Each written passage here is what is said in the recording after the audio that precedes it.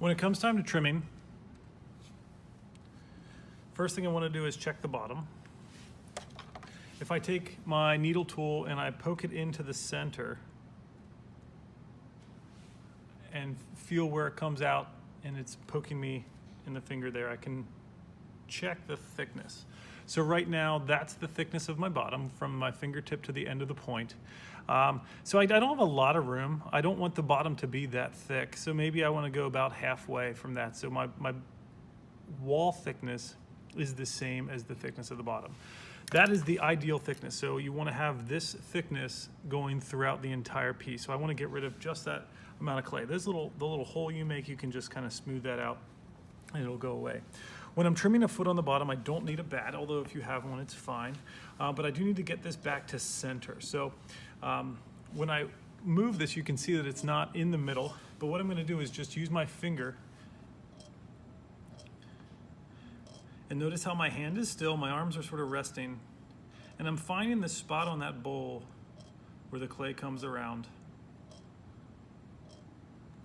and hits my finger.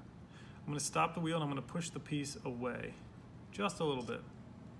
It should get a little bit better, but notice how it still hits it right there, right there, right there. Push it away. A little bit each time, getting much better.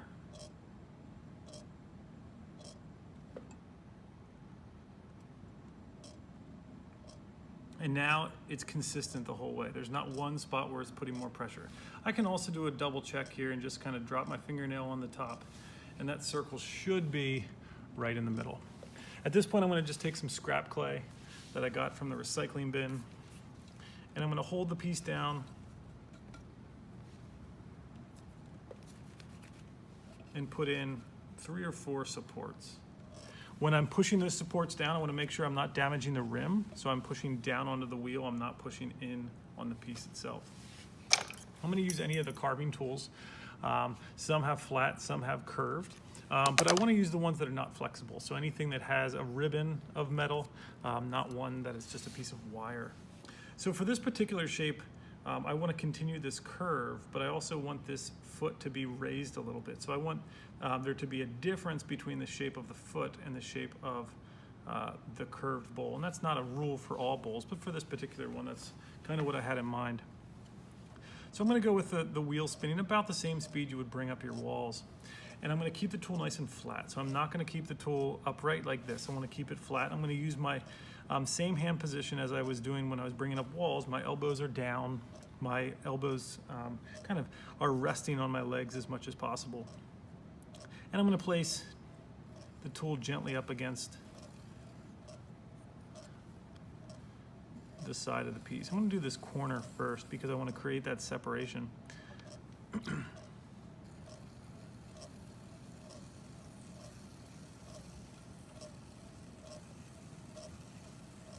Now I'm able to carve this corner because I know I have clay there. If you have a very thin walled piece towards the bottom, you might not be able to take off as much. So you have to be conscious of your wall thickness before you start trimming.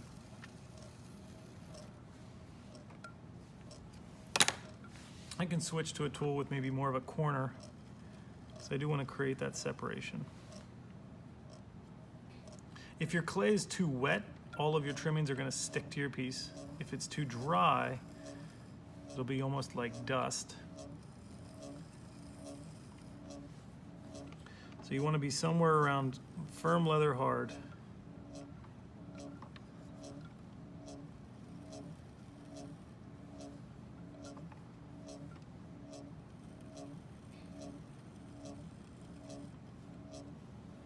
So you can see how, because of the way I'm trimming this bottom corner, that foot is going to stand out from the rest of the piece.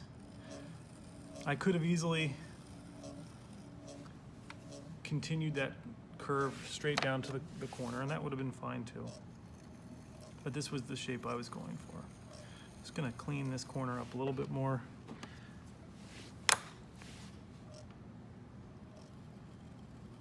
Notice how every time that tool touches, the only thing that's pressing up against is the inside edge. That's what's going to remove that clay. Just gonna smooth my edge here, and then I need to make a mark for where my foot's going to be. There's that line from my fingernail earlier. I'm gonna ignore that. I'm gonna take the edge of my tool and give myself a strong foot, something that works well, and that'll be about the thickness that most people will have. And I'm gonna start in the center, pressing it down, and I'm gonna slowly work my way to the right side. Notice how I'm just skimming the surface. I'm not taking off a whole bunch at once. So each time I'm just start here, just to the right of center, and I end at the point where I made my line. It's a straight line between there and there. My tool should not go in any other direction. I shouldn't be pulling the tool, pushing the tool. It should just be sliding from the center to the right side. The only reason you should stop is if your trimmings come around on it like that. You might need to pick the tool up to keep it clean.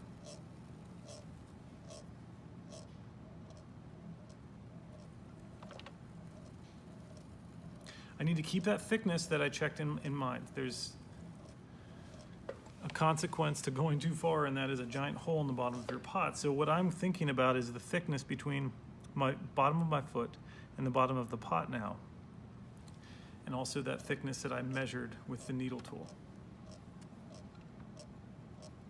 So I want to be careful not to go too far.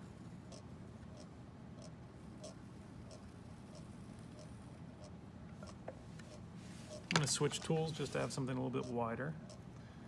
Puts less marks in. It's okay to trim a little bit faster. Some people prefer trimming with the wheel spinning a little bit faster than normal. Whatever you're most comfortable with.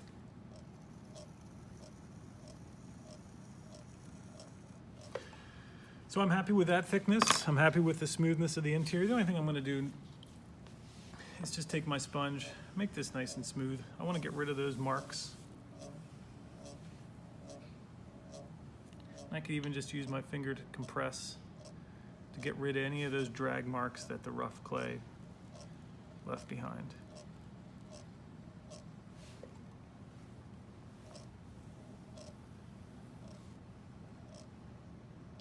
And that's how you trim a foot.